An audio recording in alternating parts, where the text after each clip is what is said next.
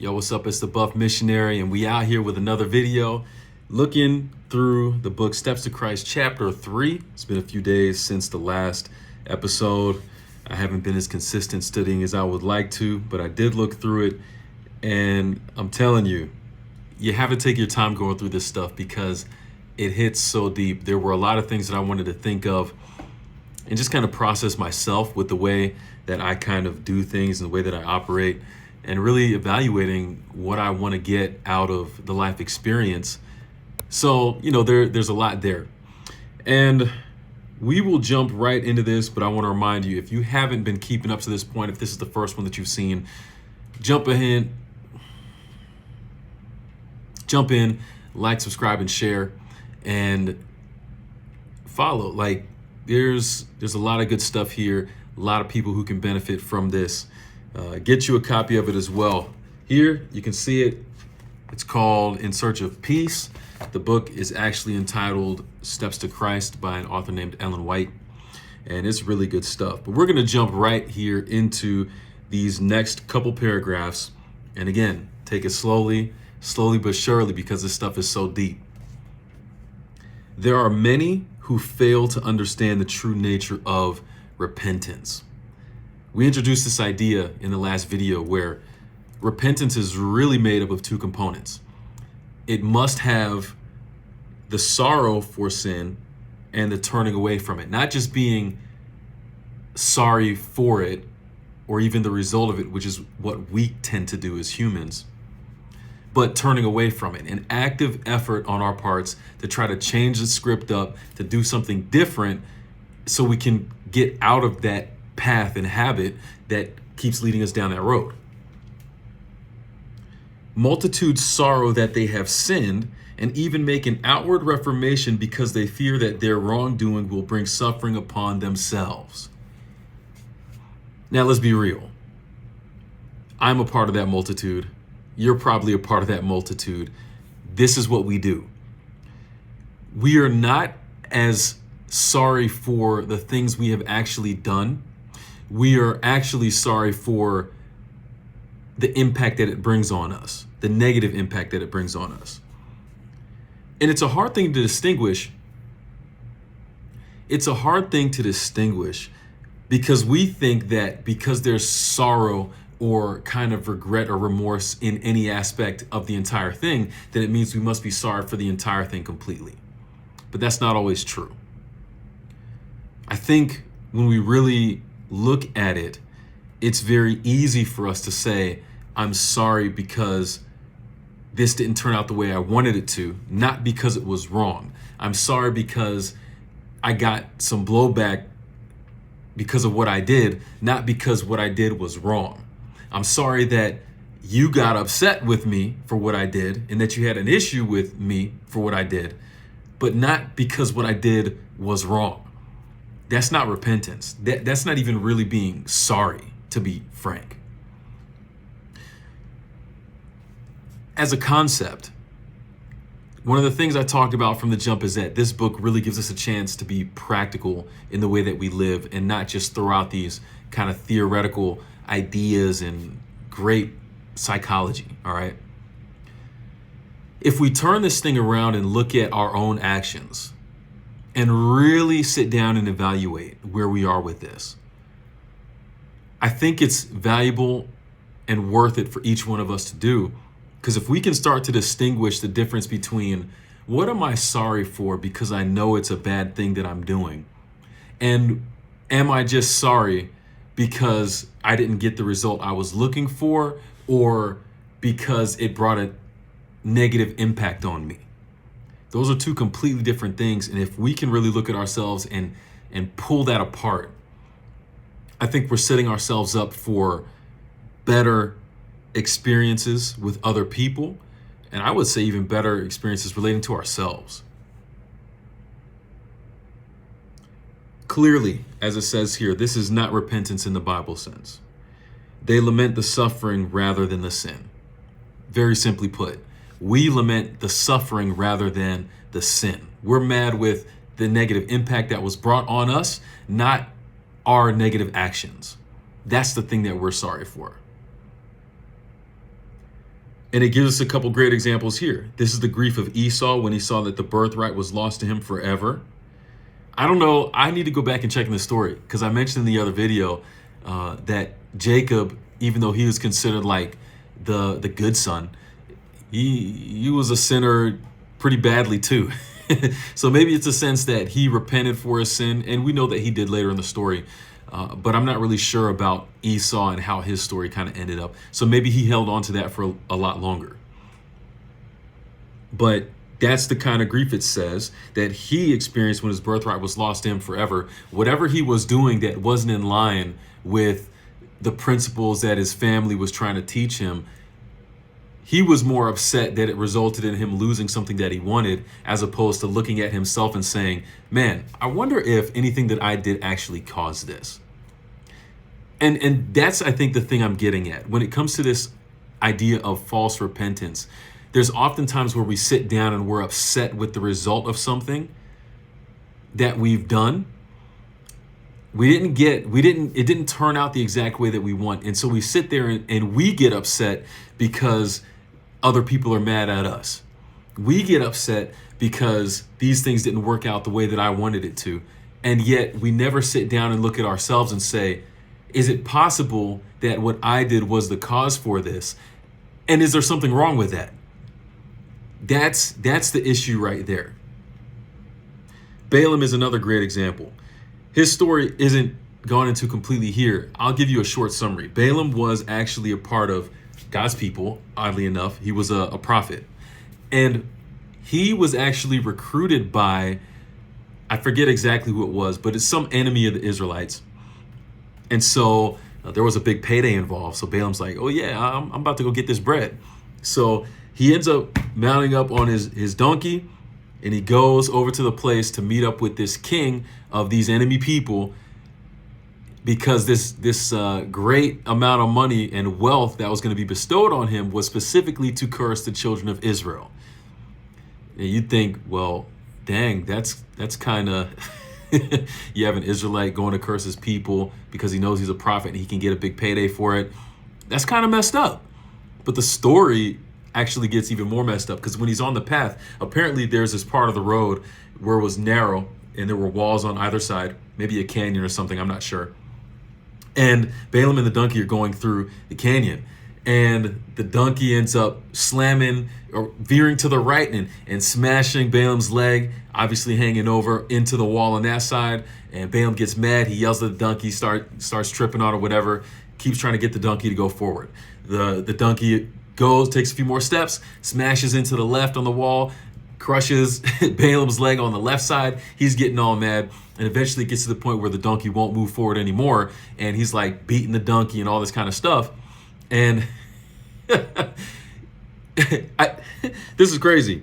The donkey actually turns and speaks to Balaam. And he's like, yo, like, stop tripping. That's not a quote. Go look up the story, because I know I'm butchering it right now. But the idea was that there was this angel with a flaming sword that was blocking the path.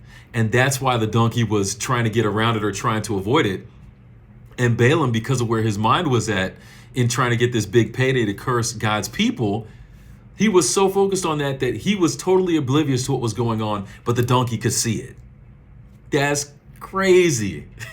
That's so crazy. But again, Balaam in the story, he was not sorry that clearly what he was doing was going against God and his people as a prophet, a supposed man of God.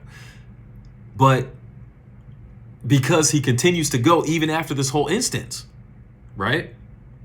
And he goes and he ends up trying to curse the children. He goes through with the thing completely. It's like he learned absolutely nothing. And he doesn't think that the result that ends up being brought on him, he doesn't think that what happened with the donkey there has anything to do with his issue. He gets mad at the donkey for what happened. Yeah, he's upset that his legs are hurt, a little bit hard to walk. And you can't trust the donkey that you're riding on because your legs are hurt. Yeah, he's upset about that, but he's not upset about what he actually did to put himself in that position.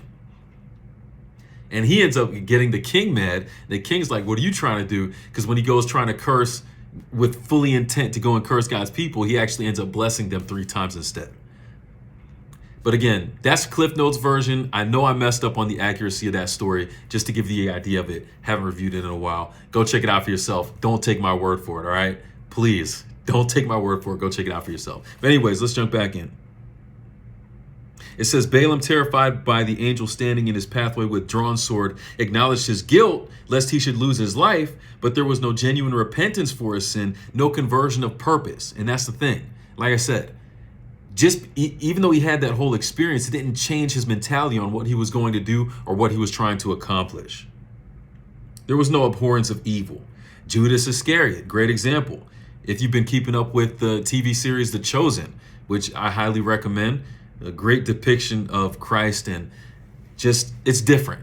It's different. Get used to different. So a little plug for that. I'm not getting paid for it, but I'll support it. I'll support it.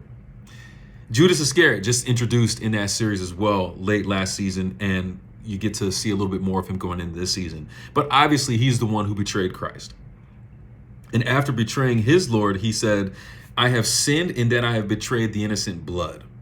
The confession was forced from his guilty soul by an awful sense of condemnation and a fearful looking for judgment. It's like, oh, shoot, because I did this, man, I'm going to get cursed and all this bad stuff's going to happen to me because of what I did. So Judas admits that he's done wrong, but only because he's trying to get out of the consequences. That's what he was only trying to avoid. He wasn't sorry that he'd actually done it. He was just sorry because he thought something worse might be coming his way. That's not true repentance. The consequences that were to result to him filled him with terror. But there was no deep, heartbreaking grief in his soul that he had betrayed the spotless Son of God and denied the Holy One of Israel. Now, I understand that everyone watching this video may not be a Christian. You may not believe in God. But I can guarantee you that whatever your spiritual persuasion or preference, there's going to come a time where you interact with people and maybe even your spiritual deity that is going to require some kind of repentance to heal the relationship. What do I mean by that? Well, let's just take it in a person-to-person experience. If I do something to offend my brother, my friend, my parents, or somebody, you get what I'm saying. If I do something to offend them, and then I get upset that they're upset with me because they're upset with me, I'm totally missing the point. And because I refuse to acknowledge what I did as actually being wrong, that relationship is going to be broken. There's going to be a lot of friction there, not because they got upset with me and I in return got upset with them, simply for the fact that I didn't acknowledge the thing that I did wrong. You can take it from a personal level. You can take it from relationship in business. You can take it in a familial relationship. It doesn't matter. Any relationship is going to be strained if there's no repentance. Repentance is really like acknowledgement and awareness that I've done something wrong and I want to do better. I want to be better. Because of that, it's absolutely necessary for any relationship you're in, especially the spiritual one. If let's say you have a family, a husband and a wife, right? And the husband is always cheating on the wife. And the only time that he gets upset is when he finds out that the wife is about to find out.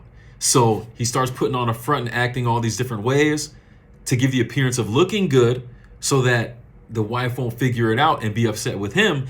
But he's only doing this as a front so he can keep doing his dirty stuff on the side. It might look to everyone else like he's doing all the stuff that he needs to. He's keeping up appearances. We talked about that facade, keeping up the front in the last video too. It's the same thing. It's not true repentance. He's not sorry for what he's doing because he's continuing to do it. In fact, he's working harder to give himself the opportunity to keep on doing it instead of just being forthright, admitting what he's done, and then trying to turn away his path so that he's not doing those things again. That would be true repentance. And when there's true repentance, there can be true forgiveness. And when there's true forgiveness, you can have a better relationship. When it comes to myself in the spiritual sense, I think about what it said here about Judas not feeling that deep sense of guilt, not realizing that what he did was a serious offense to the Son of God because Judas did something that was wrong. And if I had $1 for every time that I did that, maybe you too, we might be millionaires by now, who knows? But that's what we do. We are sorry, and especially in the Christian sense, I want to really emphasize this. When it comes to the spiritual ideas of judgment and all this kind of thing, fear is a huge motivator in religion. There's churches that have used fear, and when I say churches, I don't mean like individual churches. I'm talking about corporate churches. I'm talking about belief systems, okay? There are belief systems, Christian belief systems, that have used fear as a motivator to demand or force repentance, and it doesn't work that way. There's absolutely no relationship in a situation like that. There's the requirement, and you do this, and you better hope on a good day that things work your way. Otherwise, all hell's gonna break loose on yours. You know what I'm saying? That kind of religion, I can't get down with that. I can't get down with religion that's so much about this fake repentance and these requirements. It doesn't promote any kind of religion. It uses fear to motivate. That doesn't appeal to me. And you can have it in any kind of religion, even Christianity, even Adventism, for sure. And again, if the fear is a part of that, I'm not down with that. That's not where the emphasis should be. If you are in your religion because you're afraid of the thing that the religion is telling you about, I think you're in it for the wrong reasons. Let that sit for a minute. If you are in your religion or your belief system because of something that system has told you need to be afraid of, I think you need to get out of that belief system, or at least think about things differently and wonder what the real motivation for being there is. It can't be for something you're trying to escape. It needs to be for something you want. It needs to be for something you desire, not something you're getting away from. Otherwise, it's not going to help you. Once you feel like you've gotten away from that thing, you might not see your need for it anymore. And then how much good has it really done for you? But that's how we treat religion sometimes, as this secret key and this magic potion that's going to get us away from the judgment or the condemnation. And that's not what it's about. That's not what it's about. I don't believe that's what it's about. Different folks, different strokes. All right, but that's just me.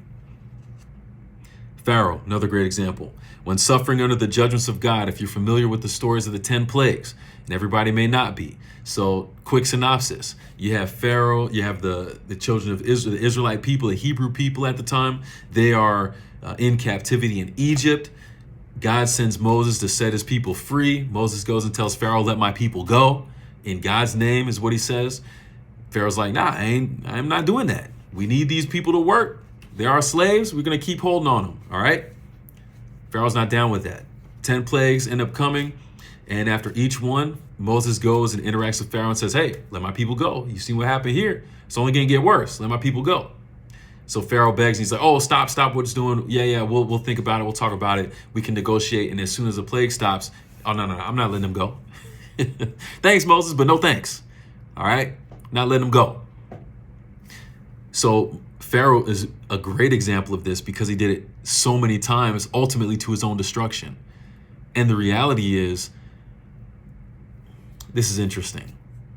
When we read through that Bible story, it's very rare that any of us good old faithful Bible believing people identify ourselves with Pharaoh. But the reality is we're probably closer to Pharaoh than we are to Moses in that story. We are probably the ones who are very quick to save face and to do what we can to get out of the hard time and the punishment we feel that is coming our way. And then as soon as it's done, and as soon as the sea calms down a little bit, we go back to doing the same junk we were doing before. That's us. We are not the Moses in that story. Don't fool yourself into thinking that we're the ones trying to liberate others when we're the ones who are caught.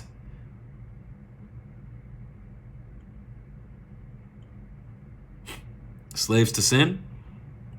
The wage of sin is death? What are you working for? What are you trying to earn with your experience? That's what we're talking about here. It says, Pharaoh acknowledged his sin in order to escape further punishment, but returned to his defiance of heaven as soon as the plagues were stayed. These all lamented the results of sin, but did not sorrow for the sin itself. They all lamented the results of sin, but not over the sin itself. They all were upset because of the judgment and condemnation coming their way, but not because of what they actually did. We get upset because of the problems that we face in life, irregardless is not a word, I use it anyway, regardless of the fact that our sin and our bad actions are the ones that brought it upon us. Maybe I should say it again one more time to be clear. We have a problem with the negative things that we experience in life, and we're completely ignorant and unaware of the fact that it's our own negative actions that have brought those things upon us. And so we get upset with the world and we never look in the mirror. We can't afford to do that. We really can't. Until we do, we're never going to see how we can improve. And that's one of the issues. If all we ever do is look outside, look at the world and their problems, and why isn't this person responding to me like this? Why did they get mad at me? How come I can't get what I want out of this experience? And we never look in the mirror and try to see where we're falling short and how we can step our game up. We're missing the boat. We're missing the boat. They all lamented the results of sin. We all lament the results of sin, but do not sorry for the sin itself. How do we change that? That's the question that it leaves us with. We can see our problem. I hope we can see our problem. How do we take it to the next step and become so reflective that we understand our need to change? Our need to change, not our need for everything outside of us to change, but our need to change.